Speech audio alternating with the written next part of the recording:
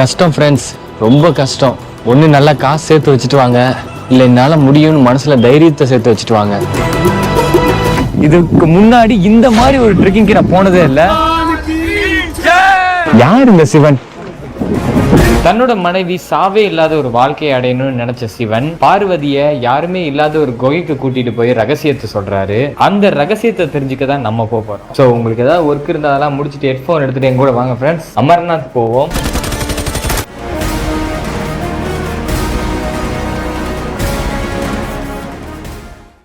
Hey guys, welcome back to MX media. நான் உங்கள் Sasuke. இந்த வீடியோவில் நம்ம ரீசெண்டாக ஜம்மு காஷ்மீர் போய் சில வீடியோஸ் எல்லாம் எடுத்து வந்து உங்களுக்கு காமிச்சிருந்தேன். அன்போக ஜம்மு காஷ்மீரில் சில அற்புதமான இடங்களுக்கெல்லாம் நம்ம வந்து ட்ராவல் பண்ணியிருந்தோம். அமர்நாத், வைஷ்ணவி தேவி டெம்பிள், சிவகோரி, அப்புறம் இன்னும் சில இடங்கள்லாம் போயிருந்தோம்.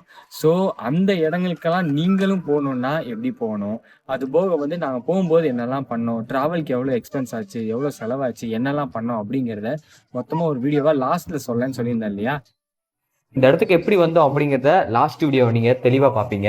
ஸோ அதுதான் இந்த வீடியோ. இந்த வீடியோவோட இந்த ஜம்மு காஷ்மீர் ட்ராவலே மொத்தமாக முடியுது. இது வரைக்கும் நான் பார்ட் 7 வரைக்கும் வீடியோ போட்டிருக்கேன்னு நினைக்கிறேன். 7 வீடியோ போட்டிருக்கேன். இது 8வது வீடியோ, பார்ட் 8. இதுக்கு முன்னாடி உள்ள வீடியோஸ் எல்லாம் பார்க்காதவங்க பார்த்துட்டு வந்துருங்க. அப்பதான் உங்களுக்கு வந்து இந்த வீடியோவே புரியும், இல்லாட்டி ஒன்றும் புரியாது. ஸோ அதெல்லாம் பார்க்குறவங்க பார்த்துட்டு வந்துருங்க. இந்த வீடியோவோட இந்த ஜம்மு காஷ்மீர் சீரீஸே முடியுது. அதுக்கப்புறம் சில பயங்கரமான வீடியோஸ்லாம் வெயிட்டிங்கில் இருக்குது. அந்த சர்ப்ரைஸ் எல்லாம் நான் உடைக்கல, போக போக நீங்களே பாருங்க. அண்ட் என்னால் முடிஞ்ச வரைக்கும் கொஞ்சம் சீக்கிரம் வீடியோஸ் எல்லாம் போட்டிருக்கேன் நான். ஸோ இனிமேலும் வந்து இன்னும் ஃபாஸ்ட்டாக வரும். டெய்லி ஒரு வீடியோ போடுறதுக்கெல்லாம் தயார் பண்ணிக்கிட்டு இருக்கேன். கொஞ்சம் டைம் கொடுங்க, நானே வந்து சீக்கிரமே இந்த ப்ராப்ளத்தெல்லாம் சால்வ் பண்ணிடுவேன். என்னாலேயே சில நேரங்களில் வீடியோ சரியாக போட முடியல, பட் ஆனால் கண்டிப்பாக அதை சால்வ் பண்ணிடுவேன். ஓகே ஃப்ரெண்ட்ஸ், புதுசாக யாராவது பார்த்துட்டு இருந்தீங்கன்னா சப்ஸ்கிரைப் பண்ணி பெல் பட்டன் வச்சுக்கோங்க. வாங்க வீடியோக்குள்ள போகலாம். அமர்நாத்துக்கு எப்படி போகிறது? எல்லாருமே என்கிட்ட கேட்ட விஷயம்னா, அமர்நாத்துக்கு எப்படி போகிறது ப்ரோ, எவ்வளோ பட்ஜெட் ஆச்சு, உங்களுக்கு எவ்வளோ செலவாச்சு அப்படிங்கிற மாதிரி கேட்டீங்க. ஸோ அமர்நாத்துக்கு போகிறது வந்து, அதாவது எந்த ஒரு ட்ராவலுமே வந்து சின்னதாக காஸ்ட் வச்சு ஒரு சின்ன பட்ஜெட்டில் வச்சு நம்ம ட்ராவல் பண்ணுறதும் பண்ணலாம். இல்லை எனக்கு வந்து எல்லா கம்ஃபர்டபுளும் இருக்கணும், நான் ட்ராவல் வந்து ஃபுல்லாக வந்து நல்லா பயங்கரமாக என்ஜாய் பண்ணுறது தான் போகிறேன், ஸோ எனக்கு எந்த ஸ்ட்ரகிளும் இருக்கக்கூடாது அப்படின்னு நினைக்கிறவங்க கொஞ்சம் பட்ஜெட் எக்ஸ்ட்ரா வச்சு அது ஹை லெவல்லையும், அதாவது விஐபி மாதிரியும் ட்ராவல் பண்ணலாம். ஸோ இந்த 2 வேரியேஷன்ஸ் இருக்குது. நான் வந்து இருக்கிறதுலே ரொம்ப லோ பட்ஜெட்டாக, ரொம்ப வந்து கம்மியாக எப்படிலாம் ட்ராவல் பண்ணலாம் அப்படிங்கிறதே சொல்கிறேன். அது போக வந்து அதுலேருந்து நீங்கள் கொஞ்சம் எக்ஸ்ட்ராவாக உங்ககிட்ட எவ்வளோ அமௌண்ட் இருக்கோ அதை பொறுத்து ட்ராவல் அமைச்சுக்கிறத பார்த்துக்குங்க. அந்த அமர்நாத் போகிறதுக்கு ஃபஸ்ட்டு வந்து நீங்கள் எங்கே போனோம்னா, இங்கேருந்து டெல்லிக்கு வந்து ட்ரெயின் டிக்கெட் போட்டிருந்தோம். நாங்கள் வந்து ஹிம்சஃபர் எக்ஸ்பிரஸ் போட்டிருந்தோம். அண்ட் வந்து டெல்லிக்கு நிறைய ட்ரெயின்ஸ் இருக்குது. நீங்கள் டெல்லி போகிறதுக்கு ட்ரெயின்ஸ் நிறையா இருக்குது. நாங்கள் வந்து ஹிம்சஃபர் எக்ஸ்பிரஸ் போட்டிருந்தோம். அது வந்து ஜம்மு, அதாவது இந்தியாவிலே 3வது பெரிய ட்ரெயின் சொல்லுவாங்க. நீங்கள் இந்தியாவில் வந்து அந்த ட்ரெயின் ஏன் போட்டோம்னா, இங்கேருந்து ஸ்ட்ரெயிட்டாக ஜம்மு வரைக்கும் அந்த ட்ரெயின் போகுது, கன்னியாகுமரி டு ஜம்மு வரைக்கும் போகுது. ஸோ அதனால தான் நாங்கள் அந்த ட்ரெயினை சூஸ் பண்ணியிருந்தோம். நீங்கள் ஒரு வேளை போகிறதா இருந்தால் முக்கால்வாசி பேர் என்ன பண்ணுறாங்கன்னா, டெல்லி போயிட்டு டெல்லியிலேருந்து மாறி போகிறாங்க. ஆனால் நாங்கள் இந்த ட்ரெயின்லேயே போட்டதுனால எங்களுக்கு வந்து அந்த வேலையே இல்லை. டெல்லி போயிட்டு மாறி போகிறது அந்த வேலையே கிடையாது. பட் உங்களுக்கு வந்து டெல்லி போயிட்டு போகிறது தான், டெல்லிக்கு ஏகப்பட்ட ட்ரெயின் இருக்குது. சென்னையிலேருந்து போகிற மாதிரி, சென்னையிலேருந்து போகிற மாதிரி இருக்குது, மதுரையிலேருந்து போகிற மாதிரி இருக்குது, அண்ட் நிறைய கோயம்புத்தூர்லேருந்து போகிற மாதிரிலாம் இருக்குது. ஸோ அது நீங்கள் ஏற்ற மாதிரி பார்த்துக்கலாம். இல்லை நான் டைரெக்டாக ஜம்மு போயிடுவேன்னா, ஜம்மு போயிட்டு ஜம்முலேருந்து நீங்கள் மாறுற மாதிரி இருக்கும். நான் ஃபஸ்ட்டு பார்ட் 1 வீடியோவிலே காமிச்சிருப்பேன். நாங்கள் ஜம்மு போயிட்டோம். அதாவது ஜம்முவில் ஜம்மு டவி அப்படிங்கிற மாதிரி ஒரு ஸ்டேஷன் இருக்குது. அந்த ஸ்டேஷனுக்கு அடுத்து பார்த்தீங்கன்னா கட்ரா இருக்கும். நாங்கள் ஃபஸ்ட்டு என்ன பண்ணோம், இந்த ரிஜிஸ்ட்ரேஷன்லாம் பண்ணிட்டு போயிருந்தோம் இல்லையா, அதெல்லாம் பார்த்துட்டு நீங்கள் போகிறதுக்காட்டி என்ன ஆகும்னா, ஜம்மு டவியில் இறங்கிட்டு ஜம்மு டவிலேருந்து என்ன ஆகும்னா, பக்கத்துலேயே வந்து நம்ம ஆல்ரெடி அமர்நாத்துக்கு ரிஜிஸ்டர் பண்ணிப்போம் இல்லையா, அந்த ரிஜிஸ்டர் பண்ண இடத்துல போய் நம்மளுடைய ரசீதை கொடுத்து நாங்கள் வந்துட்டோம் அப்படிங்கிற மாதிரி ஒரு ஐடி கார்டு வாங்கின மாதிரி இருக்கும். ஐடி கார்டு வாங்கிட்டோம்னா அடுத்து யாத்ரா நிவாஸ் அப்படிங்கிற ஒரு இடத்துல போய் நம்மளை ஸ்டே பண்ண சொல்லுவாங்க. அந்த யாத்ரா நிவாஸில் தான் வந்து நமக்கு வந்து தங்க வச்சு நமக்கு என்ன பண்ணுவாங்க, அடுத்த நாள் காலையில் 2 மணிக்கு நம்ம வந்து பஸ்ஸில் கூட்டிகிட்டு போவாங்க. எங்கே போவாங்கன்னா, பஹல்கமோ பால்டாயிலோ 2 ரூட் இருக்குது அமர்நாத்துக்கு, அந்த 2 இடத்துக்கு கூப்பிட்டு போவாங்க. ஓகே, இப்போ அமர்நாத்துக்கு புக் பண்ணுறதுக்கு ஃபஸ்ட்டு ஸ்டேஜாக நம்ம என்ன பண்ணணும் அப்படின்னு நீங்க கேட்டீங்கன்னா, ஃபர்ஸ்ட் வந்து நீங்க அமர்நாத்துக்கு புக் பண்ணா, அமர்நாத்துக்கு வந்து ஒரு வெப்சைட் இருக்கு, அஃபிஷியல் வெப்சைட் இருக்கு. நான் டிஸ்கிரிப்ஷன்ல கீழே லிங்க் போடுறேன், அந்த லிங்க்ல போய் பாருங்க. அமர்நாத்துக்கு இருக்கிற அந்த அஃபிஷியல் வெப்சைட்ல போயிட்டு மெடிக்கல் சர்டிஃபிகேட்டோடைய ஃபார்ம் வந்து டவுன்லோட் பண்ணணும். அதுலேயே இருக்கும். அது எப்படின்னு சொல்லிட்டு நான் உங்களுக்கு டீட்டெயிலாக அப்புறமாட்டி போடுறேன். நான் அதில் வந்து மெடிக்கல் சர்டிஃபிகேட் இருக்கும், அதை டவுன்லோட் பண்ணணும்.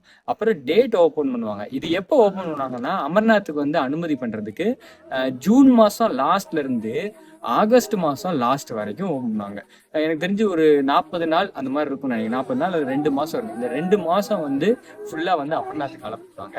நீங்கள் எப்போவுமே வந்து ஓப்பன் பண்ண 5 நாள் ஃபஸ்ட்டு 5 நாள்லேயே வந்து போகிற மாதிரி பார்த்துக்குங்க. அப்போ தான் வந்து உங்களுக்கு என்னென்னா சிவலிங்கம் வந்து ஃபுல்லாக தெரியும். அதாவது பனிலிங்கம் இருக்கு இல்லையா, அந்த பனிலிங்கம் வந்து கொஞ்சம் கொஞ்சமாக கரைஞ்சிக்கிட்டே வரும்.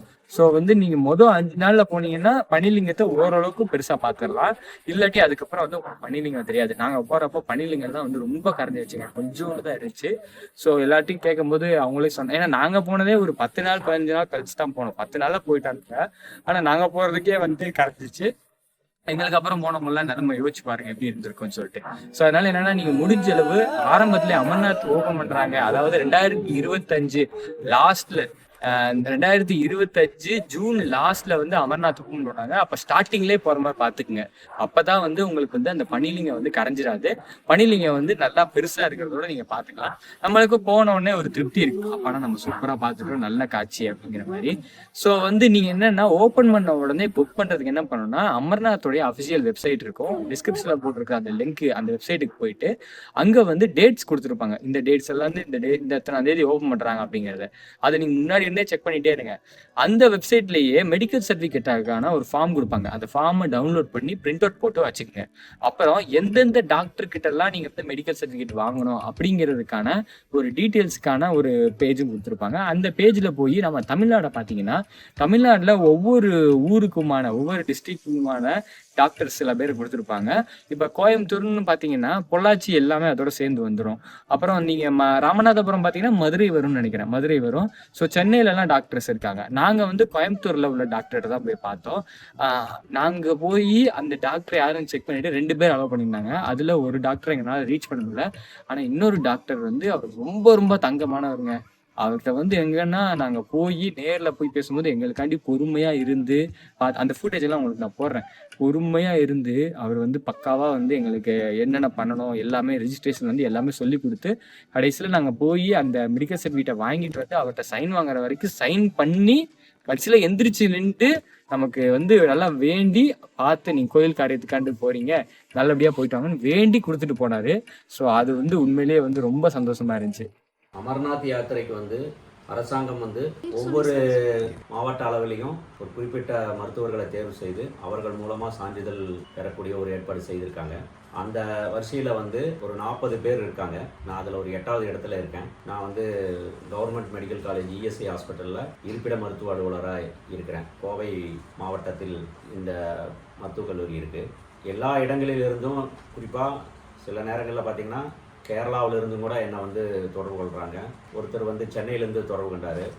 எனக்கு வந்து அவங்களுக்கு வந்து நாங்கள் மெயினாக அவங்கக்கிட்ட இருந்து நாங்கள் என்னன்னா, திடீர்னு வந்து இந்த மாதிரி ஒரு ஹை ஆட்டிடியூட், அதாவது ஒரு உயரமான பகுதிக்கு பயணமிக்கிறது, அப்புறம் அந்த அடுத்த உயரமான மலைப்பகுதிகளுக்கு வந்து இங்கேருந்து திடீர்னு போகிறப்போ அந்த உடல் வந்து அதை ஏற்றுக்கொள்ளக்கூடிய ஒரு பக்குவத்தில் இருக்கிறதா என்பதை பரிசோதித்து அவர்களுடைய இரத்தத்தினுடைய அளவு, அவங்களுடைய நுரையீரலினுடைய தகுதி, இதயத்தினுடைய செயல் எப்படி இருக்கிறது என்பது போன்றவற்றையெல்லாம் வந்து நாங்கள் சில சோதனைகள் மூலம் கண்டறிந்து நல்ல முறையில் அவர்களை அவர்களுடைய புனித பயணத்திற்கு அனுப்புவதற்கான ஒரு உத்தரவாதத்தை கொடுக்குறோம்.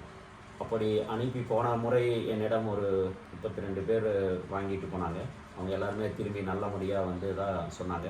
அது மனதளவில் நமக்கு ஒரு சிறு மகிழ்ச்சியும் ஒரு நிம்மதியும் தருது. நான் மருத்துவர் மட்டும் இல்லாமல் ஒரு ஆன்மீகத்திலையும் ஈடுபாடு உள்ளவன். மதங்களை கடந்து, ஜாதியை கடந்து நேசிக்கக்கூடிய ஒரு பகுதியில் இருப்பதால் ஒரு மனிதர்களுக்கு செய்யக்கூடிய இந்த தொண்டு எனக்கு பெரும் மகிழ்ச்சியை தருகிறது. நிறைய டாக்டர்ஸ் இருக்காங்க. நான் ஏன் வந்து இவரை ஸ்பெஷலாக சொல்கிறேன்னா, நம்ம வந்து 1000 கஷ்டங்களில் வந்து மெடிக்கல் சர்டிஃபிகேட்லாம் எடுத்துட்டு எப்படியாவது போகணும்னு பார்ப்போம்.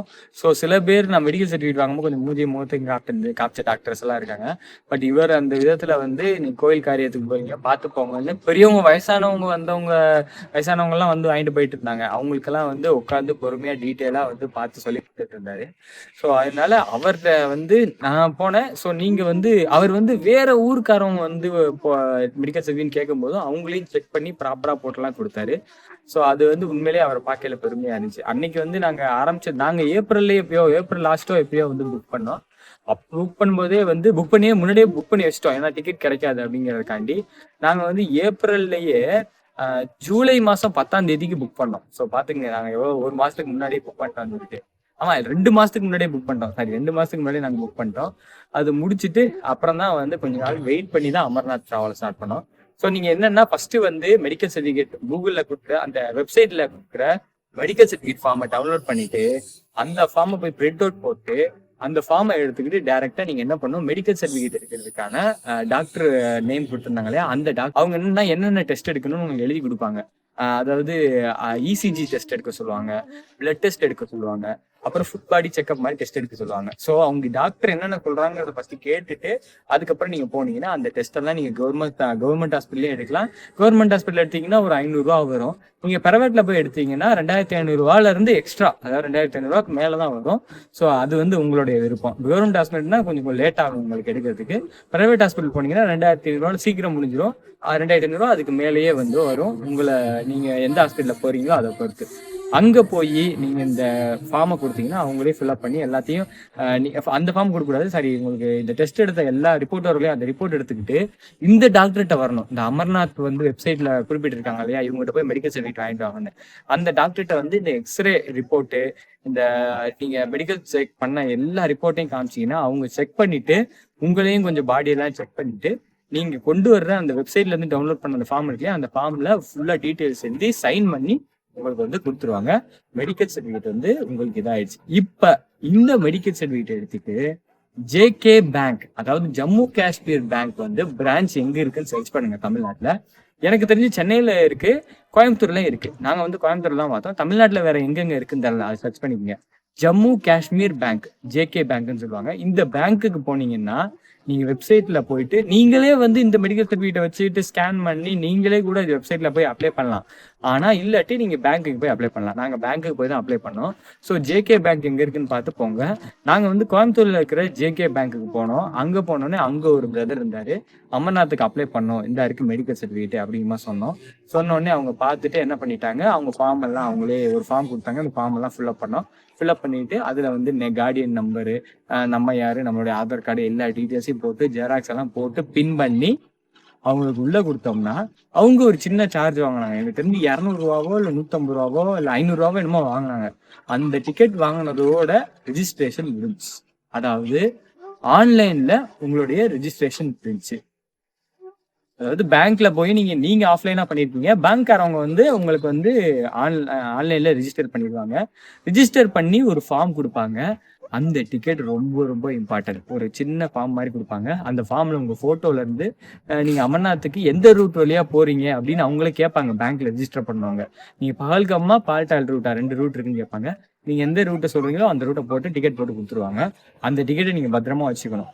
என்னைக்கு நீங்க டிராவல், அதாவது பால்டால்குள்ள இப்ப நீங்க ஒரு டேட் சொல்லியிருப்பீங்களா, எந்த டேட் உங்களுக்கு வேணும்னு அவங்க கேட்பாங்க. அதுல நீங்க ஒரு டேட் சொல்லியிருப்பீங்க. அந்த டேட் அன்னைக்கு நீங்க இந்த டிக்கெட்டோட தான் போகணும். ஸோ இதுக்கப்புறம் நீங்க பண்ண வேண்டிய வேலைன்னா இங்க இருந்து ட்ரெயின் டிக்கெட் புக் பண்ணி டைரக்டா வந்து டெல்லி போய் டெல்லியில இருந்து ஜம்மு போகலாம்.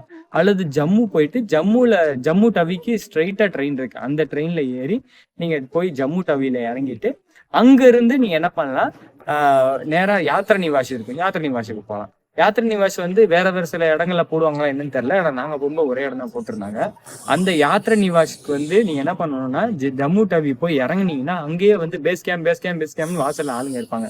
அவங்ககிட்ட போய் யாத்ரா நிவாஸ் போனோம் அப்படிமா சொன்னீங்கன்னா இப்ப நம்ம ஆல்ரெடி ரெஜிஸ்டர் பண்ணி சில காப்பீஸ் எல்லாம் கொடுத்தாங்களா, அதெல்லாம் நீங்க பத்திரமா வச்சுக்கணும். அந்த காப்பீஸ் எல்லாம் ஒரிஜினல் எல்லாம் எடுத்துக்கிட்டு உங்களோட ஐடி ப்ரூஃப் எல்லாத்தையும் எடுத்துக்கிட்டு டைரக்டா நீங்க யாத்ரா நிவாஸ் போனீங்கன்னா யாத்ரா நிவாஸ் வாசல்லே உங்களை ஸ்கேன் பண்ணுவாங்க. ஸ்கேன் பண்றதுனா உங்களுடைய இந்த டிக்கெட் இருக்குல்லையே அதை பார்த்துட்டு அதில் ஒரு நம்பர் இருக்கும், அந்த நம்பரை போட்டு ஸ்கேன் பண்ணி பார்ப்பாங்க.